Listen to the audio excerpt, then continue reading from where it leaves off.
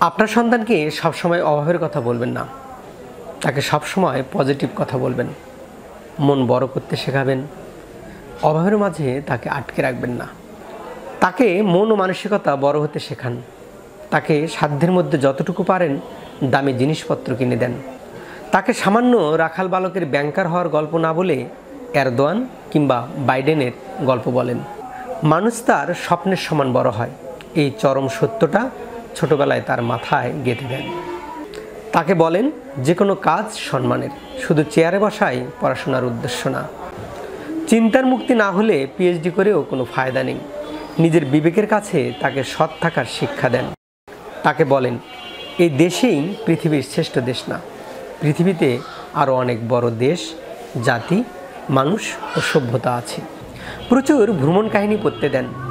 10-12 বছর বয়স হলেই যেন তার ভেতর বিভিন্ন দেশ দেখার স্পৃহা তৈরি হয়। বাচ্চাদের অভাব শেখাবেন না। অভাবী মানুষ পৃথিবীকে কিছুই দিতে পারে না। টাকায় দরিদ্র হওয়া কোনো অপরাধ না, অপরাধ হলো নিজের চিন্তাভাবনাকে গরিব করে রাখা। যারা আপনার সন্তানের উচ্চাকাঙ্ক্ষাকে খাটো করে দেখে এরা আসলে হতাশাগ্রস্ত লোক। এদের কাছ থেকে 500 হাত দূরে থাকুন।